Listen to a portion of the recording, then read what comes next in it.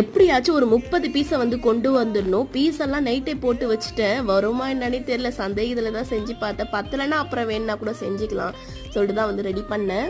2 கேக்கு மேலே வச்சுதான் ஒரு மாதிரி ஒட்டுற மாதிரி ஆயிடுச்சு. இந்த கேக் செய்ய பார்த்து அவ்வளோ ஒரு ஹாப்பினஸ்ங்க. ஏன்னா நானே செஞ்சு என் கையால் போய் கொடுக்க போறேன் இல்லையா. என் பொண்ணு என்ன கேட்டுட்டு இருக்கானா, கேக் பாதி கட் பண்ணி கொடுன்னு சொல்லிட்டு கேட்குறா. ஏன்னா அவளோட ஃபேவரட் கேக்கே இதுதான்.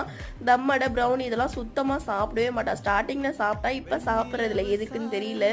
ஒருவேளை டெய்லியும் வீட்டில் கேக்குன்னு செஞ்சுட்டே இருக்கிறதுனால அவளுக்கு பிடிக்காம போயிடுச்சா என்னன்னு தெரியல. என் பொண்ணுக்கு கூட ஒரு பீஸ் எடுத்து கொடுக்கல, கேட்டுட்டு இருக்காவ.